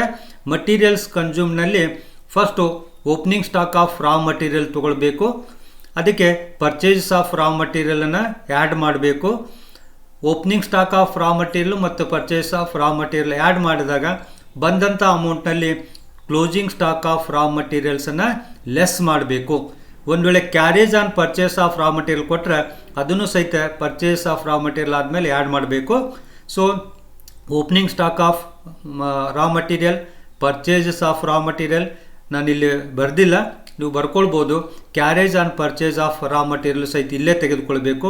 ಇವು ಮೂರನ್ನು ಸೇರಿಸಿದ ನಂತರ ಬಂದ ಅಮೌಂಟ್ನಲ್ಲಿ ಕ್ಲೋಸಿಂಗ್ ಸ್ಟಾಕ್ ಆಫ್ ರಾ ಮಟೀರಿಯಲನ್ನು ಲೆಸ್ ಮಾಡಬೇಕು. ಲೆಸ್ ಮಾಡಿದ್ಮೇಲೆ ಬರ್ತಕ್ಕಂಥ ಮೊತ್ತಕ್ಕೆ ನಾವು ಮಟೀರಿಯಲ್ಸ್ ಕನ್ಸ್ಯೂಮ್ಡ್ ಅಂತೇಳಿ ಕರಿತೀವಿ. ಅಂದ್ರೆ ಉಪಭೋಗ ಮಾಡಿದಂಥ ರಾ ಮಟೀರಿಯಲ್. ಉಪಭೋಗ ಮಾಡಿದ್ದು ಹೇಗೆ, ನಾವು ಎಷ್ಟು ಯೂಸ್ ಮಾಡಿದ್ದೇವೆ ಅನ್ನೋದನ್ನು ತಿಳ್ಕೊಳ್ಬೇಕಂದ್ರೆ ಮೊದಲು ನಮ್ಮ ಹತ್ರ ಎಷ್ಟಿತ್ತು, ನಾವು ಎಷ್ಟು ಖರೀದಿ ಮಾಡಿದ್ವಿ, ಈಗ ಎಷ್ಟು ಉಳಿದಿದೆ. ಮೊದಲು ನಮ್ಮಲ್ಲಿ ಇರ್ತಕ್ಕಂಥ ಮಟೀರಿಯಲ್ನಲ್ಲಿ ಮತ್ತು ಈಗಾಗಲೇ ಖರೀದಿ ಮಾಡಿದ್ರಲ್ಲಿ ಎರಡನ್ನೂ ಕೂಡಿಸಿ ಈಗ ಎಷ್ಟು ಉಳಿದಿದೆ ಅದನ್ನು ಕಳೆದು ಬಿಟ್ಟರೆ ನಮಗೆ ಬರ್ತಕ್ಕಂಥದ್ದು ಮಟೀರಿಯಲ್ ಕನ್ಸ್ಯೂಮ್ಡ್. ಈಗ ನೀವು ಕಾಲೇಜಿನಿಂದ ಬರುವಾಗ ನಿಮ್ಮಲ್ಲಿ 5 ಚಾಕ್ಲೇಟ್ ಇದ್ವು ಅಂತ ಕೊಡ್ರಿ, ಅದು ಓಪನಿಂಗ್ ಸ್ಟಾಕು. ಕಾಲೇಜಿಗೆ ಬಂದಮೇಲೆ 15 ಚಾಕ್ಲೇಟನ್ನು ಖರೀದಿ ಮಾಡಿದ್ರಿ. ಒಟ್ಟು 15 + 5 20 ಚಾಕ್ಲೇಟ್ ಆದವು. ಈಗ ನೀವು ಮನೆಗೆ ಹೋಗುವಾಗ ನಿಮ್ಮಲ್ಲಿ ಉಳಿದಿರೋದು ಬರೀ 2 ಚಾಕ್ಲೇಟ್ ಅಂತಂದರೆ ಎಷ್ಟು ಚಾಕ್ಲೇಟು ತಿಂದ್ರಿ, ಎಷ್ಟು ಚಾಕ್ಲೇಟ್ ಕನ್ಸ್ಯೂಮ್ ಮಾಡಿದ್ರಿ ಅಂತಂದರೆ ಹೇಗೆ ಕ್ಯಾಲ್ಕುಲೇಷನ್ ಮಾಡ್ತೀರಿ? ನೀವು ಬರುವಾಗ ಎಷ್ಟಿದ್ವು 5, ಇಲ್ಲಿ ಬಂದಮೇಲೆ ಕಾಲೇಜಿಗೆ ಬಂದಮೇಲೆ ಎಷ್ಟು ಖರೀದಿ ಮಾಡಿದ್ರಿ 15, ಒಟ್ಟು 20. ಬಟ್ ಈಗ ಉಳಿದಿರೋದು ಎಷ್ಟು 2. ಅಂದರೆ 20ರಲ್ಲಿ ನೀವು 2 ಮೈನಸ್ ಮಾಡಿದ್ರೆ 18 ಚಾಕ್ಲೇಟನ್ನು ನೀವು ತಿಂದಿದ್ದೀರಿ ಅಥವಾ ಕನ್ಸ್ಯೂಮ್ ಮಾಡಿದ್ದೀರಿ ಅಂತೇಳಿ ಅರ್ಥ. ಸೊ ಹೀಗೆ ಮಟೀರಿಯಲ್ ಕನ್ಸ್ಯೂಮ್ಡನ್ನು ಕ್ಯಾಲ್ಕುಲೇಷನ್ ಮಾಡಬೇಕು. ಸೊ ಇನ್ನೊಂದು ಸಲ ನಾನು ರಿಪೀಟ್ ಮಾಡ್ತೀನಿ. ಮಟೀರಿಯಲ್ ಕನ್ಸ್ಯೂಮ್ಡ್ ಕ್ಯಾಲ್ಕುಲೇಷನ್ ಮಾಡಬೇಕಂತಂದ್ರೆ opening stock of raw material plus purchase of raw material plus carriage on purchase of raw material less closing stock of raw material is equal to material consumed. So material ಒಂದು ವೇಳೆ ನಿಮಗೆ opening stock of raw material, closing stock of raw material ಇವನ್ನೆಲ್ಲನೂ ಕೊಡ್ದೇ ಬರೀ material ಅಂತ ಕೊಟ್ಟರೆ ಅವಾಗ ನಾವು ಮಟೀರಿಯಲ್ ಕನ್ಸ್ಯೂಮ್ಡ್ ಕ್ಯಾಲ್ಕುಲೇಷನ್ ಮಾಡ್ತಕ್ಕಂಥ ಅವಶ್ಯಕತೆ ಇಲ್ಲ, ಬರೀ ಮಟೀರಿಯಲ್ಸ್ ಅಂತ ಅಷ್ಟೇ ಬರೀಬೇಕು. ಹಾಗಾದ್ರೆ ಈ ಮಟೀರಿಯಲ್ ಕನ್ಸ್ಯೂಮ್ಡ್ ಯಾವಾಗ ಅವಶ್ಯಕತೆ ಬೀಳುತ್ತೆ ಅಂತಂದರೆ opening stock of raw material ಕೊಟ್ಟಾಗ, closing stock of raw material ಕೊಟ್ಟಾಗ ಮತ್ತು ಪರ್ಚೇಸ್ ಆಫ್ ರಾ ಮಟೀರಿಯಲ್ ಕೊಟ್ಟಾಗ ಈ ಫಾರ್ಮುಲಾನ ಅಪ್ಲೈ ಮಾಡಬೇಕು. ಸೊ ಇದನ್ನು ಟೋಟಲ್ ಮಾಡಿ ಈ ಟೋಟಲ್ ಕಾಸ್ಟ್ ಕಾಲಮ್ನಲ್ಲಿ ಬರೀಬೇಕು. ದೆನ್ ಪರ್ ಯೂನಿಟ್ ಕಂಡು ಹಿಡಿಬೇಕಂತಂದ್ರೆ ನೀವು ಟೋಟಲ್ ಕಾಸ್ಟನ್ನು ಮಟೀರಿಯಲ್ ಕನ್ಸ್ಯೂಮ್ಡ್ ಕಾಸ್ಟನ್ನು ಟೋಟಲ್ ಯೂನಿಟ್ಸ್ ಪ್ರೊಡ್ಯೂಸ್ ಮಾಡಿರ್ತಾರಲ್ಲ ಮೇಲ್ಗಡೆ ಬರೆದಿರ್ತೀವಿ, ನೀವು ಯೂನಿಟ್ಸ್ ಪ್ರೊಡ್ಯೂಸ್ಡ್ ಅಂತೇಳಿ ಬರೆದಿರ್ತೀವಿ ಇಲ್ಲೇ. ಸೊ ಆ ಯೂನಿಟ್ಸ್ ಪ್ರೊಡ್ಯೂಸ್ಡ್ದಿಂದ ಡಿವೈಡ್ ಮಾಡಬೇಕು. Material consumed divided by units produced is equal to material consumed per unit ಬರುತ್ತೆ ನಿಮಗೆ. ಸೊ ಪರ್ ಯೂನಿಟ್ ಕಾಲಮ್ನಲ್ಲಿ ಹೀಗೆ ಕ್ಯಾಲ್ಕುಲೇಷನ್ ಮಾಡಬೇಕು. ಅದಾದ ನಂತರ ಡೈರೆಕ್ಟ್ ವೇಜಸನ್ನು ಬರಿಬೇಕು. ಒಂದು ವೇಳೆ ಡೈರೆಕ್ಟ್ ವೇಜಸ್ಗೆ ಔಟ್ಸ್ಟ್ಯಾಂಡಿಂಗ್ ವೇಜಸನ್ನು ಕೊಟ್ಟಿದ್ರೆ ಅದನ್ನು ಆ್ಯಡ್ ಮಾಡ್ಕೊಳ್ಬೇಕು. ಈಗಾಗಲೇ ನಿಮ್ಗೆ ಗೊತ್ತಿದೆ, ಫೈನಾನ್ಷಿಯಲ್ ಅಕೌಂಟಿಂಗ್ನಲ್ಲಿ ನಿಮ್ಗೆ ಗೊತ್ತಿದೆ, ಔಟ್ಸ್ಟ್ಯಾಂಡಿಂಗ್ ಇದ್ದರೆ ಆ್ಯಡ್ ಮಾಡಬೇಕು, ಪ್ರೀಪೇಡ್ ಇದ್ದರೆ ಲೆಸ್ ಮಾಡಬೇಕು. ಸೊ ಔಟ್ಸ್ಟ್ಯಾಂಡಿಂಗ್ ವೇಜಸನ್ನು ಇದ್ದರೆ ವೇಜಸ್ಗೆ ಆ್ಯಡ್ ಮಾಡಿ ಬರಿಬೇಕು. ಇಲ್ಲ ಬರೀ ಡೈರೆಕ್ಟ್ ವೇಜಸ್ ಕೊಟ್ಟರೆ ಅಥವಾ ಡೈರೆಕ್ಟ್ ಲೇಬರ್ ಕೊಟ್ಟರೆ ಅಥವಾ ಬರೀ ವೇಜಸ್ ಕೊಟ್ಟರೆ ಅದನ್ನು ಇಲ್ಲೇ ತೆಗೆದುಕೊಳ್ಬೇಕು. ಇದಾದ ನಂತರ ಡೈರೆಕ್ಟ್ ಎಕ್ಸ್ಪೆನ್ಸಸ್ ಅಂತೇಳಿ, ಡೈರೆಕ್ಟ್ ಎಕ್ಸ್ಪೆನ್ಸಸ್ಗೆ ಇನ್ನೊಂದು ಹೆಸರು ಏನಂತಂದರೆ ಚಾರ್ಜೇಬಲ್ ಎಕ್ಸ್ಪೆನ್ಸಸ್ ಅಂತ ಕರೀತಾರೆ. ಸೊ ಚಾರ್ಜೇಬಲ್ ಎಕ್ಸ್ಪೆನ್ಸಸ್ ಅಥವಾ ಡೈರೆಕ್ಟ್ ಎಕ್ಸ್ಪೆನ್ಸಸ್ ಕೊಟ್ಟರೆ ಅದನ್ನು ಸಹಿತ ಆ್ಯಡ್ ಮಾಡಬೇಕು. ಹಾಗಾದರೆ ಇವು ಮೂರನ್ನು ಸೇರಿಸಿ, ಯಾವುದು material consumed, then direct wages and then direct expenses, ಇವು ಮೂರನ್ನು ಸೇರಿಸಿದಾಗ ಬರ್ತಕ್ಕಂಥ ಮೊತ್ತಕ್ಕೆ ನಾವು ಪ್ರೈಮ್ ಕಾಸ್ಟ್ ಅಂತ ಕರಿತೀವಿ. ಪ್ರೈಮ್ ಅಂದರೆ ನಿಮಗೆಲ್ಲ ಗೊತ್ತಿದೆ, ಪ್ರೈಮ್ ಮಿನಿಸ್ಟರ್ ಅಂತ ಕರಿತೀವಿ. Why he is called as prime minister? Among the ministers he is very important. So chief minister ಅಂತ ಕರಿತೀವಿ. ಯಾಕೆ ಚೀಫ್ ಮಿನಿಸ್ಟರ್ ಅಂತ ಕರಿತೀವಿ? Among the ministers he is important, he is A chief. So among the total cost, material cost, labor cost and the direct expenses are very important. That is why the total of material cost, then direct wages and direct expenses is called as the prime cost. ಹಾಗಾದರೆ prime cost ಅಂದರೆ ಏನು ಗೊತ್ತಾಯ್ತಲ್ಲ? Prime ಅಂತ means ಮುಖ್ಯವಾಗಿರ್ತಕ್ಕಂಥದ್ದು. ಯಾಕೆ ನಾವು ಇದಕ್ಕೆ prime ಅಂತ ಕರಿತೇವೆ ಅಂತಂದರೆ, ಯಾಕೆ ಪ್ರೈಮ್ ಮಿನಿಸ್ಟರ್ ಪ್ರಧಾನಮಂತ್ರಿ ಅಂತ ಕರಿತೇವೆ ಅಂದರೆ ಮಂತ್ರಿಗಳಲ್ಲಿ ಅವನು ಪ್ರಧಾನವಾಗಿರ್ತಕ್ಕಂಥವನು. ಮುಖ್ಯಮಂತ್ರಿ ಅಂತ ಕರಿತೇವೆ ಯಾಕೆಂತಂದರೆ ಮಂತ್ರಿಗಳಲ್ಲಿ ಅವನು ಮುಖ್ಯವಾಗಿರ್ತಕ್ಕಂಥವನು, ಅದಕ್ಕೆ ಪ್ರಧಾನಮಂತ್ರಿ ಅಥವಾ ಮುಖ್ಯಮಂತ್ರಿ ಅಂತ ಕರಿತೇವೆ. ಹಾಗೆ ಒಟ್ಟು ವೆಚ್ಚದಲ್ಲಿ ಇವು ಮೂರು ವೆಚ್ಚಗಳು, material, direct wages and direct expenses, ಇವೆಲ್ಲ ಏನದಾವಲ್ಲ ಇವು ಭಾಳ ಇಂಪಾರ್ಟೆಂಟ್ ಅಂತೇಳಿ ಹೇಳ್ತಾರೆ. ಅದಕ್ಕೆ ಇವು ಮೂರನ್ನು ಸೇರಿಸಿ ನಾವೇನಂತ ಕರಿತೀವಿ ಅಂದರೆ ಪ್ರೈಮ್ ಕಾಸ್ಟ್ ಅಂತೇಳಿ ಕರಿತೀವಿ. And then to the prime cost we have to add a factory over head or works overhead ಅಂತ ಕರೀತಾರೆ, ಅಥವಾ ಪ್ರೊಡಕ್ಷನ್ ಓವರ್ ಹೆಡ್ ಅಂತ ಕರೀತಾರೆ ಇವಕ್ಕೆ. ಸೊ ಫ್ಯಾಕ್ಟ್ರಿ ಓವರ್ ಹೆಡ್ ಅಂತಂದರೆ ಫ್ಯಾಕ್ಟ್ರಿನಲ್ಲಿ ವ್ಯಯ ಮಾಡ್ತಕ್ಕಂಥ ಎಲ್ಲ ವೆಚ್ಚಗಳು, ಫ್ಯಾಕ್ಟ್ರಿನಲ್ಲಿ ಏನು ನಡೀತಾ ಇರುತ್ತೆ, ಪ್ರೊಡಕ್ಷನ್ ನಡೀತಾ ಇರುತ್ತೆ. ಹಾಗಾದರೆ ಪ್ರೊಡಕ್ಷನ್ ಮಾಡುವಾಗ ಅಥವಾ ಫ್ಯಾಕ್ಟ್ರಿನಲ್ಲಿ ಏನು ಫ್ಯಾಕ್ಟ್ರಿಗೆ ಸಂಬಂಧಪಟ್ಟಾಗೆ ಏನೇನು ವೆಚ್ಚಗಳನ್ನು ಮಾಡ್ತೇವಲ್ಲ ಆ ಎಲ್ಲ ವೆಚ್ಚಗಳನ್ನು ಈ ಫ್ಯಾಕ್ಟ್ರಿ ಓವರ್ಹೆಡ್ನಲ್ಲಿ ತೋರಿಸ್ಬೇಕು. ಉದಾಹರಣೆಗೆ ಇದರಲ್ಲಿ ಬರ್ತಕ್ಕಂಥ ವೆಚ್ಚಗಳನ್ನು ಇಲ್ಲಿ ಬರೆದಿದ್ದೇವೆ. So factory overhead consists of fuel, power, water, ಫ್ಯಾಕ್ಟ್ರಿನಲ್ಲಿ ಯೂಸ್ ಮಾಡಿರೋದು, lighting, heating of factory and then indirect material ಇಲ್ಲೇ ಬರುತ್ತೆ, wages of foreman and other indirect labourers, drawing office salary, works office ಎಕ್ಸ್ಪೆನ್ಸಸ್ಸನ್ನು ಇಲ್ಲೇ ತೋರಿಸ್ಬೇಕು, depreciation on plant and equipment, plant machinery ಇವೆಲ್ಲ ಎಲ್ಲಿರ್ತವೆ? ಆಫೀಸ್ನಲ್ಲಿ ಇರೋದಿಲ್ಲ, ಆಫೀಸ್ನಲ್ಲಿ ಬರೀ ಫರ್ನಿಚರ್ ಇರ್ತಾರೆ. ಇಲ್ಲಿ ಫ್ಯಾಕ್ಟ್ರಿನಲ್ಲಿ ಪ್ಲ್ಯಾಂಟನ್ನು ನೋಡ್ತೀವಿ. ಅದರಿಂದ ಪ್ಲ್ಯಾಂಟಿಗೆ ಸಂಬಂಧಪಟ್ಟಂಥ ಡೆಪ್ರಿಸಿಯೇಷನ್ ಆಗಿರಲಿ, ಪ್ಲ್ಯಾಂಟಿಗೆ ಸಂಬಂಧಪಟ್ಟಂಥ ರಿಪೇರ್ಸ್ ಆಗಿರಲಿ, ಅವನ್ನೆಲ್ಲ ಏನು ಮಾಡಬೇಕಂತಂದ್ರೆ ಈ ಫ್ಯಾಕ್ಟ್ರಿ ಓವರ್ಹೆಡ್ನಲ್ಲೇ ತೋರಿಸ್ಬೇಕು. Depreciation of factory land and building, factory rent, rates and insurance, these are all expenses or costs to be shown under head factory overhead. ಇವೆಲ್ಲ ಫ್ಯಾಕ್ಟ್ರಿ ಓವರ್ಹೆಡ್, ಫ್ಯಾಕ್ಟ್ರಿಗೆ ಸಂಬಂಧಪಟ್ಟಿರ್ತಕ್ಕಂಥ ಉತ್ಪಾದನೆಗೆ ಸಂಬಂಧಪಟ್ಟಿರ್ತಕ್ಕಂಥ ಎಲ್ಲ ವೆಚ್ಚಗಳನ್ನು ಈ ಫ್ಯಾಕ್ಟ್ರಿ ಓವರ್ಹೆಡ್ನಲ್ಲಿ ತೋರಿಸ್ಕೊಳ್ಬೇಕು. ಇವನ್ನೆಲ್ಲ ಇನ್ನರ್ ಕಾಲಮ್ನಲ್ಲಿ ಟೋಟಲ್ ಮಾಡ್ಕೊಳ್ಬೇಕು. ಇದರಲ್ಲಿ ಸ್ಕ್ರ್ಯಾಪ್ ವ್ಯಾಲ್ಯೂ ಅಂತೇಳಿ ಕೊಟ್ಟಿದ್ರೆ ಆ ಸ್ಕ್ರ್ಯಾಪ್ ವ್ಯಾಲ್ಯೂವನ್ನು ಲೆಸ್ ಮಾಡ್ಕೊಳ್ಬೇಕು. Scrap means it is a waste which has saleable value, some saleable value ಇರುತ್ತೆ ಅದಕ್ಕೆ. ಅಥವಾ scrap value of defective work ಅಂತೇಳಿ ಕರಿತೇವಲ್ಲ, ಕೆಲವೊಂದು ಉತ್ಪಾದನೆ ಮಾಡುವ ವಸ್ತುಗಳು ದೋಷಪೂರಿತವಾಗಿರ್ತಾವಲ್ಲ, ಅವುಗಳನ್ನು ನಾವು ಮಾರಾಟ ಮಾಡ್ಬೋದು. ಅವುಗಳನ್ನು ಮಾರಾಟ ಮಾಡೋದ್ರಿಂದ ಬಂದಂಥ ಅಮೌಂಟನ್ನು ನಾವು scrap value of defective work ಅಂತ ಕರಿತೀವಿ, ಅದನ್ನು ಲೆಸ್ ಮಾಡಬೇಕಾಗತ್ತೆ. ಇದನ್ನೆಲ್ಲ ಟೋಟಲ್ ಮಾಡಿ ಇನ್ನರ್ ಕಾಲಮ್ನಲ್ಲಿ, ಮಧ್ಯದ ಕಾಲಮ್, ಟೋಟಲ್ ಕಾಲಮ್ನಲ್ಲಿ ಬರೀಬೇಕು. ಅದಕ್ಕೆ ಏನು ಆ್ಯಡ್ ಮಾಡಬೇಕಂತಂದ್ರೆ add opening stock of work in progress. Opening stock of work in progress means semi finished goods ಇತ್ತಪ್ಪ ಅಂತಂದ್ರೆ ಅದನ್ನು ಆ್ಯಡ್ ಮಾಡಬೇಕು. ಒಂದು ಅಮೌಂಟ್ನಲ್ಲಿ closing stock of work in ಪ್ರೋಗ್ರೆಸ್ಸನ್ನು ಲೆಸ್ ಮಾಡಬೇಕು. ಇವೆಲ್ಲ ಕೊಟ್ಟರೆ ಮಾತ್ರ, ವರ್ಕ್ ಇನ್ ಪ್ರೋಗ್ರೆಸ್ ಕೊಟ್ಟರೆ ಲೆಸ್ ಮಾಡಿರಿ, ಓಪನಿಂಗ್ ಸ್ಟಾಕು ಆ್ಯಡ್ ಮಾಡಿರಿ, closing stock of work in progress ಕೊಟ್ಟರೆ ಲೆಸ್ ಮಾಡಿರಿ. ಇಲ್ಲಾಂದ್ರೆ ನಾವು ಬರೀ ಏನು ಮಾಡಬೇಕಂದ್ರೆ ಫ್ಯಾಕ್ಟ್ರಿ ಓವರ್ಹೆಡ್ ಅಂತೇಳಿ ಟೋಟಲ್ ಕಾಲಮ್ನಲ್ಲಿ ಬರಿಬೇಕು. ಸೊ ಇನ್ ದಿಸ್ ವೇ, ಹಾಗಾದರೆ ಈಗೇನು opening stock of work in progress add ಮಾಡಿದ ಮೇಲೆ closing stock of work in progress less ಮಾಡಿದ ಮೇಲೆ ಏನು ಬರುತ್ತಲ್ಲ ಅದು ನೆಟ್ ಫ್ಯಾಕ್ಟ್ರಿ ಓವರ್ಹೆಡ್ ಅಂತ ಕರಿತೀವಿ. ಆ ಫ್ಯಾಕ್ಟ್ರಿ ಓವರ್ಹೆಡ್ಡನ್ನು ಪ್ರೈಮ್ ಕಾಸ್ಟ್ಗೆ ಆ್ಯಡ್ ಮಾಡಬೇಕು. ಆ್ಯಡ್ ಮಾಡಿದ ಮೇಲೆ ಬರ್ತಕ್ಕಂಥದ್ದು works cost or factory cost ಅಂತೇಳಿ ಬರುತ್ತೆ. ನೆಕ್ಸ್ಟು ಇದಕ್ಕೇನು ಆ್ಯಡ್ ಮಾಡಬೇಕಂತಂದರೆ ಅಡ್ಮಿನಿಸ್ಟ್ರೇಟಿವ್ ಓವರ್ಹೆಡನ್ನು ಆ್ಯಡ್ ಮಾಡಬೇಕು. ಅಡ್ಮಿನಿಸ್ಟ್ರೇಟಿವ್ ಓವರ್ಹೆಡ್ ಅಂತಂದ್ರೆ ಆಫೀಸ್ ಆ್ಯಂಡ್ ಅಡ್ಮಿನಿಸ್ಟ್ರೇಷನ್ಗೆ ಸಂಬಂಧಪಟ್ಟಂಥ ಎಲ್ಲ ವೆಚ್ಚಗಳನ್ನು ಈ ಒಂದು ಹೆಡ್ಡಿಂಗ್ನಲ್ಲಿ ತೋರಿಸ್ಬೇಕಾಗತ್ತೆ.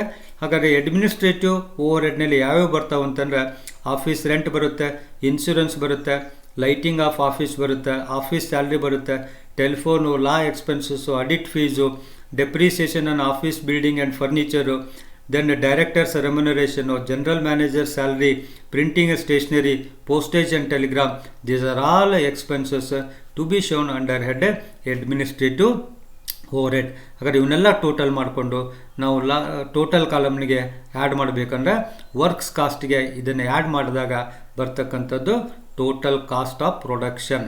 ಇದು ಉತ್ಪಾದನಾ ವೆಚ್ಚ, ಒಟ್ಟು ಉತ್ಪಾದನಾ ವೆಚ್ಚ. ಹಾಗಾದರೆ ಉತ್ಪಾದನಾ ವೆಚ್ಚ ಟೋಟಲ್ ಕಾಸ್ಟ್ ಆಫ್ ಪ್ರೊಡಕ್ಷನ್ ಕಂಡು ಹಿಡಿದ ನಂತರ ಅದಕ್ಕೆ ಏನು ಮಾಡಬೇಕಂದ್ರೆ ಒಂದು ವೇಳೆ opening stock of finished goods ಕೊಟ್ಟಿದ್ದರೆ ಓಪನಿಂಗ್ ಸ್ಟಾಕ್ ಆಫ್ ಫಿನಿಶ್ಡ್ ಗೂಡ್ಸನ್ನು ಆ್ಯಡ್ ಮಾಡ್ಕೊಳ್ಬೇಕು. ಅದಕ್ಕೆ ಕಾಸ್ಟ್ ಆಫ್ ಪ್ರೊಡಕ್ಷನ್ಗೆ closing stock of finished goods ಕೊಟ್ಟಿದ್ರೆ ಲೆಸ್ ಮಾಡ್ಕೊಳ್ಬೇಕು. So cost of production add opening stock of finished goods less closing stock of finished goods. ಈ closing stock of finished ಕೊಟ್ಟರೆ ಮಾತ್ರ, ಹೇಗೆ ನಾನು ಆಗಲೇ ಹೇಳಿದ್ನಲ್ಲ, ವರ್ಕ್ ಇನ್ ಪ್ರೋಗ್ರೆಸ್ ಕೊಟ್ಟಿದ್ರೆ ತೊಗೊಳ್ರಿ, ಇಲ್ಲಾಂದ್ರೆ ಇಲ್ಲ. ಕಾಸ್ಟ್ ಆಫ್ ಫಿನಿಶ್ಡ್ ಗೂಡ್ಸ್ ಕೊಟ್ಟರೆ ತೆಗೆದುಕೊಳ್ಳಿ, ಇಲ್ಲಾಂದರೆ ಇಲ್ಲ. ಹಾಗಾದರೆ ಓಪನಿಂಗ್ ಸ್ಟಾಕ್ ಆಫ್ ಫಿನಿಶ್ಡ್ ಗೂಡ್ಸನ್ನು ಆ್ಯಡ್ ಮಾಡಬೇಕು, ಕ್ಲೋಸಿಂಗ್ ಸ್ಟಾಕ್ ಆಫ್ ಫಿನಿಶ್ಡ್ ಗೂಡ್ಸನ್ನು ಲೆಸ್ ಮಾಡಿಕೊಳ್ಬೇಕು. Next selling and distribution. ಈ ಓಪನಿಂಗ್ ಸ್ಟಾಕ್ ಆಫ್ ಗೂಡ್ಸನ್ನು ಫಿನಿಶ್ಡ್ ಗೂಡ್ಸ್ ಆ್ಯಡ್ ಮಾಡಿದ ಮೇಲೆ closing stock of finished goods less ಮಾಡಿದ ಮೇಲೆ ಬರ್ತಕ್ಕಂಥದ್ದಕ್ಕೆ ಕಾಸ್ಟ್ ಆಫ್ ಗೂಡ್ಸ್ ಸೋಲ್ಡ್ ಅಂತೇಳಿ ಬರುತ್ತೆ. ಕಾಸ್ಟ್ ಆಫ್ ಗೂಡ್ಸ್ ಸೋಲ್ಡ್ ಅದು ಇಲ್ಲಿ ಬರಬೇಕಾಗಿತ್ತು, ಬರ್ದಿಲ್ಲ, ನೀವು ಬರ್ಕೊಳ್ಳಿ. ಹಾಗಾದರೆ ಕಾಸ್ಟ್ ಆಫ್ ಪ್ರೊಡಕ್ಷನ್ಗೆ add opening stock less closing stock of finished goods less ಮಾಡಿದ ಮೇಲೆ ಬರ್ತಕ್ಕಂಥ ಅಮೌಂಟ್ಗೆ ಏನು ಅನ್ಬೇಕು? ಕಾಸ್ಟ್ ಆಫ್ ಗೂಡ್ಸ್ ಸೋಲ್ಡ್ ಅನ್ಬೇಕು. ಅದಿಲ್ಲಿ ಬರ್ದಿಲ್ಲ, ನೀವು ಬರ್ಕೊಳ್ಳಿ. ದೆನ್ ಕಾಸ್ಟ್ ಆಫ್ ಗೂಡ್ಸ್ ಸೋಲ್ಡ್ಗೆ ಏನು ಆ್ಯಡ್ ಮಾಡಬೇಕಂತಂದ್ರೆ ಸೆಲ್ಲಿಂಗ್ ಆ್ಯಂಡ್ ಡಿಸ್ಟ್ರಿಬ್ಯೂಷನ್ ಓವರ್ ಹೆಡನ್ನು ಆ್ಯಡ್ ಮಾಡಬೇಕು. ಸೆಲ್ಲಿಂಗ್ ಆ್ಯಂಡ್ ಡಿಸ್ಟ್ರಿಬ್ಯೂಷನ್ ಓವರ್ ಹೆಡ್ನಲ್ಲಿ ಮಾರಾಟಕ್ಕೆ ಸಂಬಂಧಪಟ್ಟಿರ್ತಕ್ಕಂಥ ಡಿಸ್ಟ್ರಿಬ್ಯೂಷನ್ಗೆ ಸಂಬಂಧಪಟ್ಟಂಥ ವೆಚ್ಚಗಳನ್ನು ನಾವಿಲ್ಲಿ ತೋರಿಸ್ಬೇಕಾಗತ್ತೆ. ಉದಾಹರಣೆಗೆ ಶೋರೂಮ್ ಎಕ್ಸ್ಪೆನ್ಸಸ್ ಬರ್ತವೆ ಇದರಲ್ಲಿ. ನೆಕ್ಸ್ಟು ಸೇಲ್ಸ್ಮನ್ ಸ್ಯಾಲ್ರಿ ಬರುತ್ತೆ, ಸೇಲ್ಸ್ಮನ್ಸ್ ಕಮಿಷನ್ ಬರುತ್ತೆ, ದೆನ್ ಬ್ಯಾಡ್ ಡೇಟ್ಸ್ ಬರುತ್ತೆ, ನೆಕ್ಸ್ಟು ಡಿಸ್ಕೌಂಟ್ ಟು ಡಿಸ್ಟ್ರಿಬ್ಯೂಟರ್ಸ್ ಬರುತ್ತೆ, ವೇರ್ ಹೌಸ್ ರೆಂಟ್ ಬರುತ್ತೆ, ಅದರ್ ಎಕ್ಸ್ಪೆನ್ಸಸ್ ಬರುತ್ತೆ, carriage outwards, advertising, delivery expenses. These are all the examples of costs to be shown under head selling and distribution. ಇವೆಲ್ಲ selling and distribution ಓವರ್ಹೆಡ್ನಲ್ಲಿ ಬರ್ತಕ್ಕಂಥ ಇವನು ಸಹಿತ inner ಕಾಲಮ್ನ ಬರೆದು ನೆಕ್ಸ್ಟು ಟೋಟಲ್ ಕಾಸ್ಟ್ ಕಾಲಮ್ಗೆ ಆ್ಯಡ್ ಮಾಡಬೇಕು. ಅಂದರೆ ಕಾಸ್ಟ್ ಆಫ್ ಗೂಡ್ಸ್ ಸೋಲ್ಡ್ಗೆ ಆ್ಯಡ್ ಮಾಡಬೇಕು. ಆ್ಯಡ್ ಮಾಡಿದ ಮೇಲೆ ಬರ್ತಕ್ಕಂಥದ್ದು ಕಾಸ್ಟ್ ಆಫ್ ಸೇಲ್ಸ್, ಅಂದರೆ ಮಾರಾಟ ಮಾಡುವ ಹಂತದವರೆಗೂ ಎಷ್ಟು ವೆಚ್ಚ ಅನ್ನೋದನ್ನು ತೋರಿಸ್ತಕ್ಕಂಥದ್ದು ಕಾಸ್ಟ್ ಆಫ್ ಸೇಲ್ಸ್. ಈಗ ನೋಡಿ, ನಾನು ಈಗಾಗಲೇ ಹೇಳಿದ್ದೇನೆ, ಕಾಸ್ಟ್ ಅಕೌಂಟಿಂಗಿನ ಒಂದು ಉದ್ದೇಶ ಏನಪ್ಪ ಅಂತಂದರೆ ಸೆಲ್ಲಿಂಗ್ ಪ್ರೈಸನ್ನು ಫಿಕ್ಸ್ ಮಾಡ್ತಕ್ಕಂಥದ್ದು ಅಥವಾ ಪ್ರೈಸಸನ್ನು ಫಿಕ್ಸ್ ಮಾಡ್ಕೊತಕ್ಕಂಥದ್ದು. ಈಗ ನೋಡಿ, ನಿಮಗೆ ಟೋಟಲ್ ಕಾಸ್ಟ್ ಆಫ್ ಸೇಲ್ಸ್ ಬಂತು. ನಿಮಗೀಗ ಕಾಸ್ಟ್ ಆಫ್ ಸೇಲ್ಸ್ ಅಂದರೆ ಏನೇನು ತೊಗೊಂಡ್ರಿ ಹೇಳ್ರಿ. First prime cost, factory over head add ಮಾಡಿದ್ವಿ, ವರ್ಕ್ಸ್ ಕಾಸ್ಟ್ ಬಂತು, ಅಡ್ಮಿನಿಸ್ಟ್ರೇಷನ್ ಓವರ್ ಹೆಡ್ ಆ್ಯಡ್ ಮಾಡಿದ್ವಿ, ದೆನ್ ಕಾಸ್ಟ್ ಆಫ್ ಪ್ರೊಡಕ್ಷನ್ ಬಂತು. ಕಾಸ್ಟ್ ಆಫ್ ಪ್ರೊಡಕ್ಷನ್ನಲ್ಲಿ opening stock of finish goods, closing stock of finish goods adjust ಮಾಡಿದ್ನಾಗ ಕಾಸ್ಟ್ ಆಫ್ ಗೂಡ್ಸ್ ಸೋಲ್ಡ್ ಬಂತು. Cost of goods ಸೋಲ್ಡ್ಗೆ ನಾವೇನು add ಮಾಡಿದ್ವಿ, selling and distribution over ಹೆಡನ್ನು add ಮಾಡ್ತೀವಿ. Selling and distribution over head add ಮಾಡಿದ್ಮೇಲೆ total cost ಗೊತ್ತಾಯ್ತು. ಈಗ ಟೋಟಲ್ ಕಾಸ್ಟು ಸುಮ್ಮನೆ ಉದಾಹರಣೆಗೆ 1,000 ರೂಪಾಯಿ ಅಂತೇಳಿ ಗೊತ್ತಾಯಿತು ನಿಮಗೆ ಅಂತಂದರೆ, ಈಗ ನೀವು ಮಾರಾಟದ ಬೆಲೆ ನಿರ್ಧರಿಸ್ಬೋದೋ ಇಲ್ಲೋ. 1,000 ರೂಪಾಯಿ ನಮಗೆ ವೆಚ್ಚ ತಗಲಿದೆ ಅಂತಂದರೆ ಅದಕ್ಕೆ ನಾವು ಏನು ಸೇರಿಸ್ತೀವಿ, 1,000 ರೂಪಾಯಿಗೆ ನಾವು ವಸ್ತುವನ್ನು ಮಾರಾಟ ಮಾಡೋದಿಲ್ಲ, ಅದಕ್ಕೆ ಏನು ಸೇರಿಸ್ತೀವಿ, ನೆಟ್ ಪ್ರಾಫಿಟನ್ನು ತೊಗೊತೀವಿ, ಪ್ರಾಫಿಟ್ ಸೇರಿಸ್ತೀವಿ. ಈಗ 1,000 ರೂಪಾಯಿ ನಿಮ್ಗೆ ವೆಚ್ಚ ತಗಲಿದೆ ಅಂತಂದರೆ ಅದಕ್ಕೆ 200 ರೂಪಾಯಿನೋ 300 ರೂಪಾಯಿ ನಿಮ್ಗೆ ಎಷ್ಟು ಬೇಕೋ ಅಷ್ಟು ಪ್ರಾಫಿಟನ್ನು ಆ್ಯಡ್ ಮಾಡ್ತೀರಿ.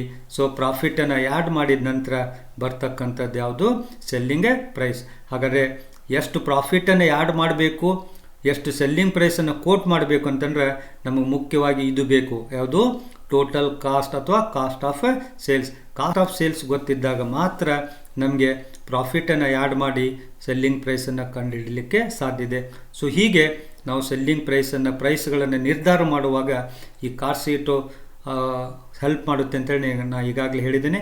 ಇನ್ this way cost sheet is to be prepared and the problems will be based on cost sheet. Either 5 marks or 15 ಮಾರ್ಕ್ಸ್ಗೆ ಪ್ರಾಬ್ಲಮ್ಸು ಈ ಕಾಸ್ಟ್ ಶೀಟ್ ಮೇಲೆ ಮಾಡ್ತಾರೆ.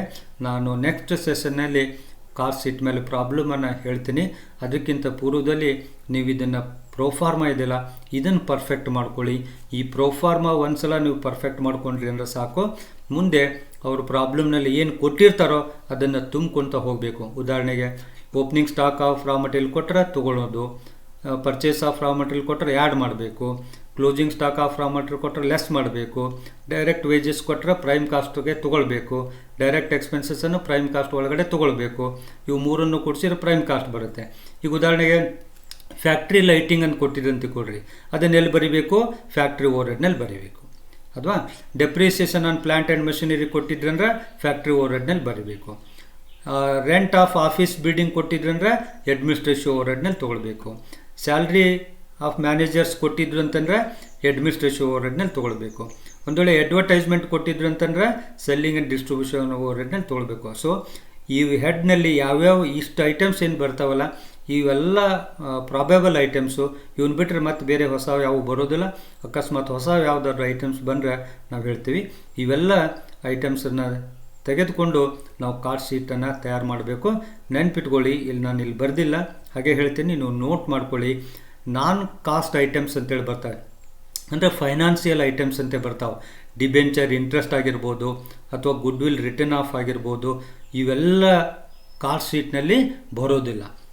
ಟ್ರಾನ್ಸ್ಫರ್ ಟು ರಿಸರ್ವ್ ಫಂಡ್ ಆಗಿರ್ಬೋದು, ಟ್ರಾನ್ಸ್ಫರ್ ಟು ಸಿಂಕಿಂಗ್ ಫಂಡ್ ಆಗಿರ್ಬೋದು, then dividends paid ಆಗಿರ್ಬೋದು, ಇವೆಲ್ಲ financial expenses ಅಂತ ಕರೀತಾರೆ. ಆ ಫೈನಾನ್ಷಿಯಲ್ ಎಕ್ಸ್ಪೆನ್ಸಸ್ ಮಾತ್ರ ಕಾಸ್ಟ್ ಶೀಟ್ನಲ್ಲಿ ಬರೋದಿಲ್ಲ. ಯಾವ್ಯಾವ ಬರೋದಿಲ್ಲ ಹೇಳ್ರಿ ಕಾಸ್ಟ್ ಶೀಟ್ನಲ್ಲಿ? ಡಿಬೆಂಚರ್ ಇಂಟ್ರೆಸ್ಟ್ ಬರೋದಿಲ್ಲ, ಗುಡ್ ವಿಲ್ ರಿಟರ್ನ್ ಆಫ್ ಬರೋದಿಲ್ಲ, and then discount on issue of shares ಬರೋದಿಲ್ಲ. ಸೊ ಇವೆಲ್ಲ ಕಾಸ್ಟ್ ಶೀಟಿನಿಂದ ಹೊರತಾಗಿರ್ತವೆ.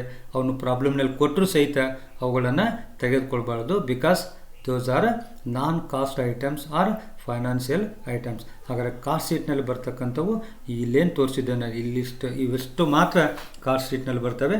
ಸೊ ಈಗ ಈ ಕಾಸ್ಟ್ ಶೀಟನ್ನು ತಯಾರು ಮಾಡ್ತಕ್ಕಂಥದ್ದನ್ನು ಪರ್ಫೆಕ್ಟ್ ಮಾಡ್ಕೊಳ್ಳಿ. ಈ ಪ್ರೋಫಾರ್ಮನ ಪರ್ಫೆಕ್ಟ್ ಮಾಡ್ಕೊಳ್ಳಿ. ಒಂದು ಸಲ ಬಿಟ್ಟು ಮನೆಯಲ್ಲಿ 10 ಸಲ ಬರೀರಿ ಕಾಸ್ಟ್ ಶೀಟನ್ನು. ಆ ನಂತರ ನೋಡಿರಿ ಎಷ್ಟು ಸುಲಭ ಆಗ್ತದೆ ನಿಮಗೆ ಪ್ರಾಬ್ಲಮನ್ನು ಸಾಲ್ವ್ ಮಾಡೋಕ್ಕೆ. ಇದರಲ್ಲಿ ಏನು ಕೊಟ್ಟಿರ್ತಾರೋ ಅವೇ ಐಟಮ್ಸು ನಮ್ಮ ಪ್ರಾಬ್ಲಮ್ನಲ್ಲಿ ಇರ್ತವೆ. ನೀವು ಬರೀ ತುಂಬ್ಕೊಂಡು ಹೋಗೋದು.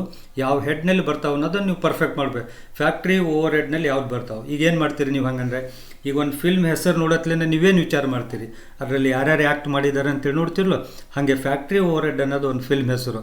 ಇದರಲ್ಲಿ ಯಾರ್ಯಾರು ಆ್ಯಕ್ಟ್ ಮಾಡಿದ್ದಾರೆ ಅನ್ನೋದು ನೋಡಬೇಕು. ಯಾಕೆ ಮಾಡಿದಾರೆ ಅಂತಂದ್ರೆ power, fuel, water of factory, lighting of factory, ಇವರೆಲ್ಲ ಆ್ಯಕ್ಟರ್ಸು ಫ್ಯಾಕ್ಟ್ರಿ ಓವರ್ ಹೆಡ್ನಲ್ಲಿ ಬರ್ತಕ್ಕಂಥವ್ರು. ಅದೇ ಅಡ್ಮಿನಿಸ್ಟ್ರೇಟಿವ್ ಓವರ್ ಹೆಡ್ನಲ್ಲಿ ಇದೊಂದು ಫಿಲ್ಮ್ ಹೆಸರು ಅಂತೇಳಿ ನೆನಪಿಟ್ಕೊಳ್ಳಿ.